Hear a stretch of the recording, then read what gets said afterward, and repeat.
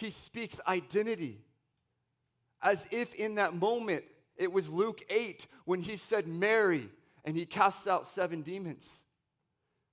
It was that return in that moment where her heart was awakened because she knew her voice. She knew his voice saying, Mary, Mary.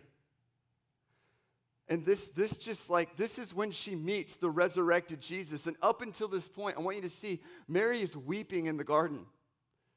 This is a moment of uncertainty. This is a moment of, I don't know what's going to happen. I don't know what to do. Where have they taken him? This man that she spent so much time with, that changed her life, altered the trajectory of her life. It even says in Luke that Mary was probably wealthy and even helped finance his ministry. She's been walking with him. And now, where is he? And it's this uncertainty. But Mary lingers in the garden. She stays. She could have run, but she stayed. The disciples ran back home, but Mary stayed in the garden. And I believe this is why Jesus appeared to Mary first, is because sometimes in your greatest hour of difficulty, what the Lord wants you to do is stay. Linger in the garden. Linger by the tomb. When things seem dead, stay in that place, because what would happen next would change everything. It would alter Mary's life again, and it would give her new purpose and a new mission. So Jesus declaring Mary's name right here awakened something in her heart that allowed her to see the newly resurrected Jesus for who he truly was. So it was the familiar voice of Jesus. She knew his voice. And I think sometimes in our life we look at our circumstance and we don't recognize Jesus. Like, where are you? It doesn't look like him. It doesn't look like he's there.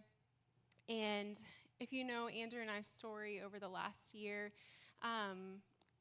it took us over a year to get pregnant, and we actually got pregnant with 2 precious twins. And we lost one really early. And our son Judah, he was perfect. And I lost him later on in pregnancy, and he died, and I unexpectedly delivered him at home in our bathroom, and I was rushed to the hospital because I was losing a lot of blood, and rushed to surgery, and it was the most traumatic day of my life. And you look at that, and if I told you the whole story, you might be thinking, where was Jesus?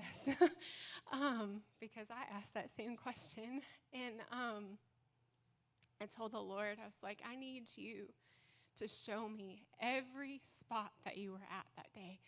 I need to see you. I know your voice was there. I heard you, but I need to see you. And so he took me back. He took me back to the bathroom where he was. He took me back where he was with Addie, where he was with Andrew. I was in surgery. He even orchestrated the interstate, getting us there quickly, and orchestrating the team of doctors and nurses that saved me. And I can only sit here and stand up here because I have seen the Lord. And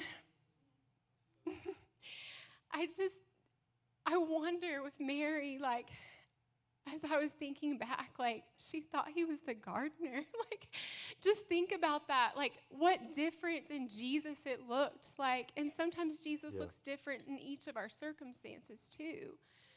But I really invite you to reflect on whatever circumstance that you need Jesus to show up for you. You need him to reveal himself. He will be faithful to reveal himself. He was and he is always there to reveal himself and to show you where he is. Wow. That's so good. Wow.